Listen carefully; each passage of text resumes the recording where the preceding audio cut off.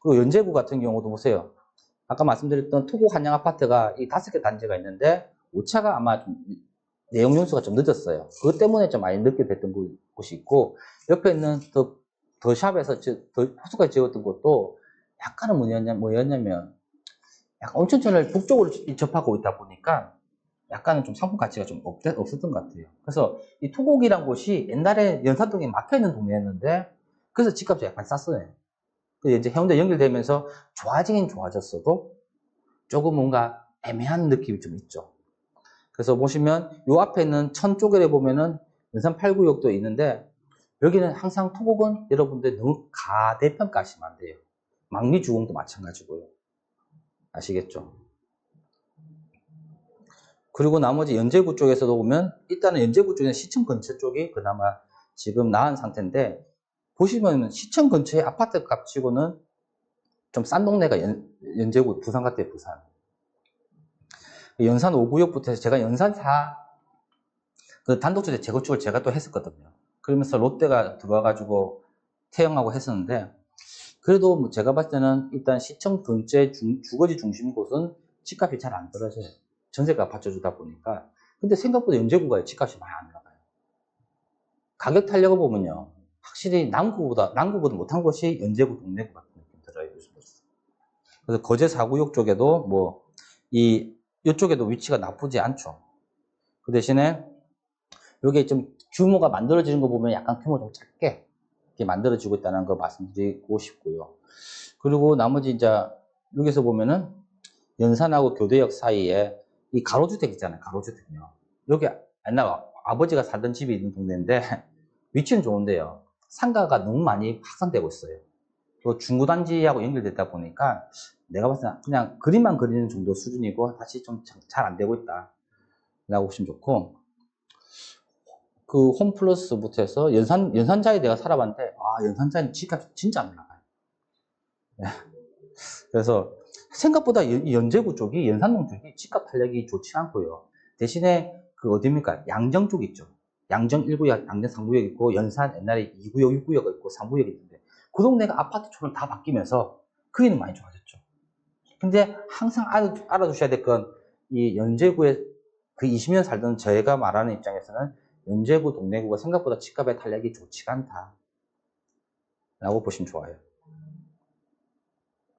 그 동래구 같은 경우도 막 있고 남구도 있는데, 자, 그 금정구도 있는데, 자, 시민공원 말씀드릴게요. 시민공원은 제가 부산 진구로 나와서 좀 알고 있는 동네인데, 진구 쪽에 보면 서울 사람들 봤을 때는 축제상국이 엄청 좋아요. 서면 중심가 접근성도 좋고 시민공원도 좋은데, 좀 아쉬운 부분이 뭐냐면 이 교육 인프라가 좀 약하다는 거.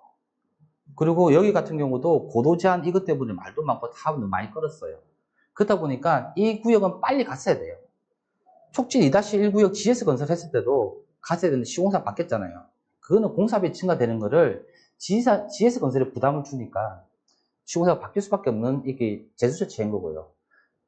촉진 4구역도 현대 엔지니어링 하고 있지 않습니까?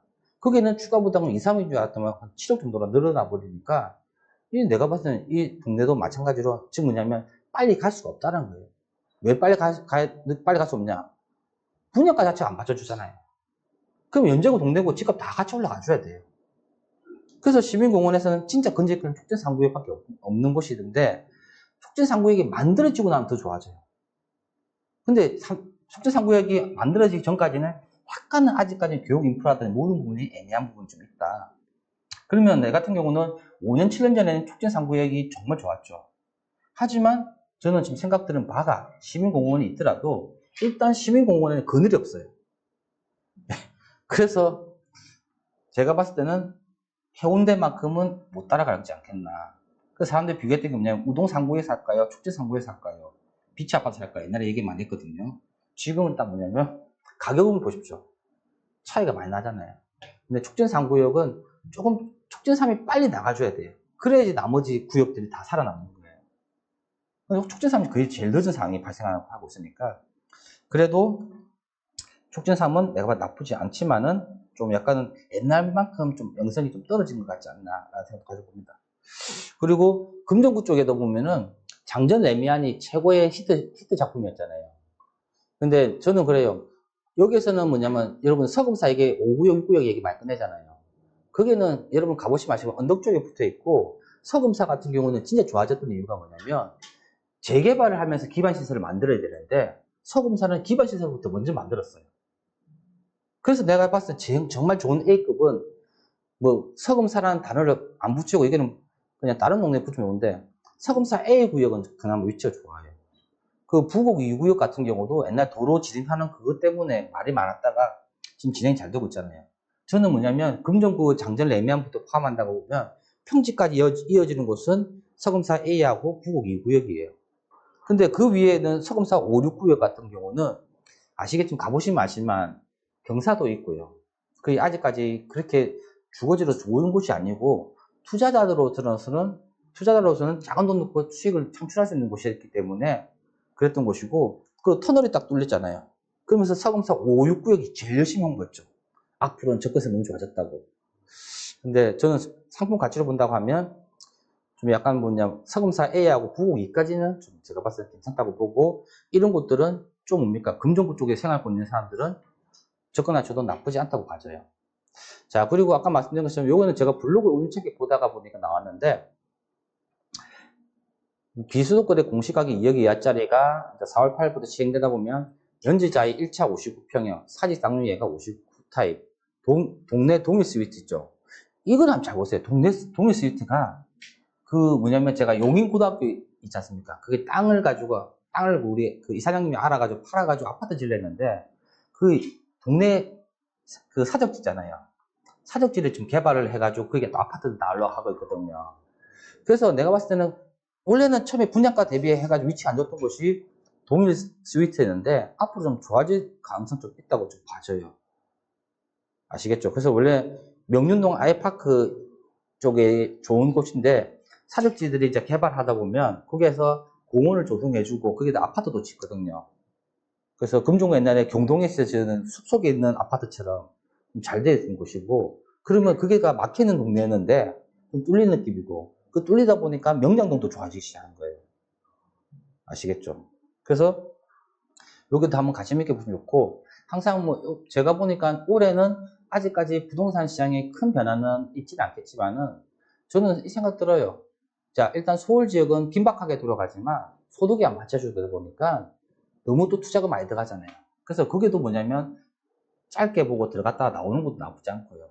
부산은 지금은 뭐냐면 어디가 좋다기보다는 옛날 내가 낡은 아파트에 좀 살았으면 같은 가치면 돈을 더 주더라도 새 아파트 가잖아요. 그러고 나면 한 2, 3년 지나고 난 뒤에 엉덩이에 깔고 있지만은 2017, 8년도, 9년도 되면은 부산은 또 한 번은 가격 올라갈 수 있는 여지가 크고 30평대 기준이 9억대 수준에 지금 부산에 머물고 있으면 앞으로 12억, 13억까지 갈 수 있다 보니 저는 뭡니까? 부산은 너무 무리하게 투자하지 마시고 자기가 살고 있는 주거 개선부터 먼저 바꿔보시는 것이 좋을 것 같고요. 그리고 아까 말씀드린 것처럼 뭐 경기도 남부 지역은 나쁘지 않은 곳인데 너무 잘 모르고 무리가 된다 하면 투자를 하지 마세요. 인천 같은 경우는 진짜 그래요. 옛날에 인천은 다들 뭐냐면 따라서 투자했어요. 따라서 누구 말 듣고 따라 투자했고 아는 언니가 사면 같이 사는 분위기였어요. 근데 지금은 그렇지 않고 명확하게 내가 말씀드리잖아요. 노계획도시특별법 쪽으로 먼저 관심 있게 보시는데 아직은 확정된 게 아니다 보니까 너무 서두르지 마라. 두 번째는 2차 오브제 재개발 같은 경우는 투자 금액이 한 5천만 원 이하가 많아요. 그 중에서 항상 정비업체, 도시계획업체가 선정되는지를 보고 그 된 곳은 1년 지나고 나면 분명히 가격이 올라갈 여지가 있다는 거고요.